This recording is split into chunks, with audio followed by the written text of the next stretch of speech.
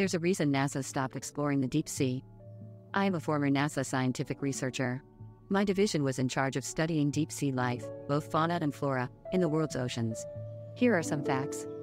70% of the world is ocean.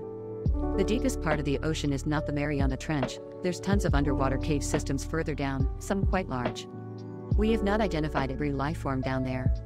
Knowing these, let me tell you why NASA fired me and a small team of fellow researchers from the Oceanographic Division, hired completely new personnel, and switched to space exploration.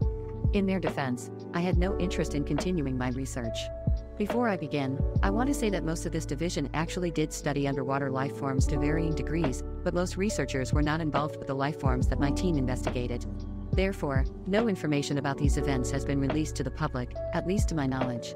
I'm purposely going anonymous here for many reasons, as the US government would prefer to keep this out of the public eye, and people have disappeared for far less in my profession.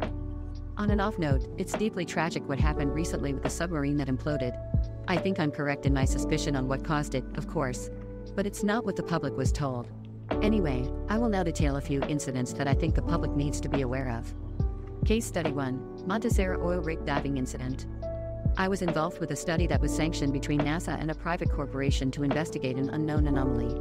Metal parts at the bottom of the rig had taken damage from an unknown source, and a dive team of 3 was sanctioned to investigate it.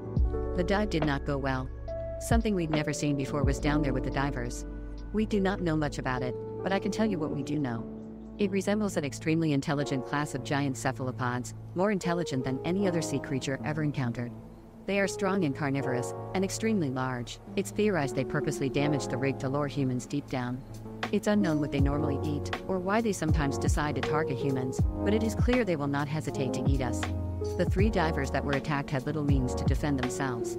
These cephalopods worked in unison, with an extreme understanding of human equipment. One cephalopod removed a diver's air tank from his back while another removed his fins. Their tentacles have extreme suction and can attach to any object.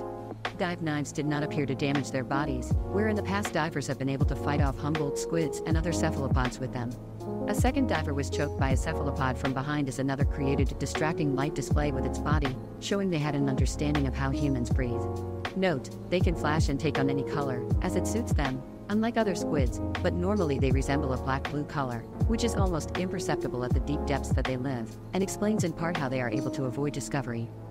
Of course, none of us saw them coming in the research vessel up top, and it was too late to warn anyone. The 2 divers who were attacked perished, and we can only assume they were likely consumed. Amazingly, the 3rd diver was able to use an underwater flare to escape, and report back the events in detail. As it stands, fire is this life form's only known weakness. Case Study 2, USS Cyclops Missing Ship Log Recovery. What began as a normal shipwreck investigation has arguably become one of the biggest cover-ups in history. The ship's location has not been released to the public, and I agree that it should be kept secret.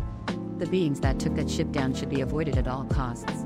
To this day, the public does not know anything other than that a US ship disappeared. Perhaps these creatures can be blamed for other missing ships, though we cannot prove that. This ship had a log that detailed the same beings encountered at the Montesera oil rig. Black-blue giant squid resembling entities that work in teams and can use tools of human creation. These cephalopods engaged the ship at night in a surprise attack and damaged it beyond repair. They dragged down survivors, including many from atop lifeboats, using their tentacles. They left no trace of their encounter. They are clearly incredibly strong and can easily hold humans underwater, drowning them. There's a theory that they may even derive pleasure in killing, shown by them flashing certain patterns on their bodies immediately upon the taking of a life, although this is still just a theory. There are other incidents that I won't get into here. I don't intend to scare people by bringing this information to light, but I do think divers and people who are interested in using submersibles to investigate the deep sea need to be warned. These creatures normally stay in very, very deep water, and there's only a few incidents of human interaction. For the common person, they generally pose no threat. While extremely intelligent, they have not shown the ability to create tools, only to use those which humans have made. It is likely that they only go after humans when they are unable to find sufficient food sources in their own environments. We believe them to be just another species of giant squid, albeit an extremely intelligent one. I cannot understand why our government is hiding their existence, as they are just natural sea predators like sharks and orca whales, but whatever the reason, remember this, humans are not the top predators in the deep ocean. Naturally, NASA has chosen to avoid further exploration of the deep sea for now, to avoid contact with these creatures until the proper measures are put in place.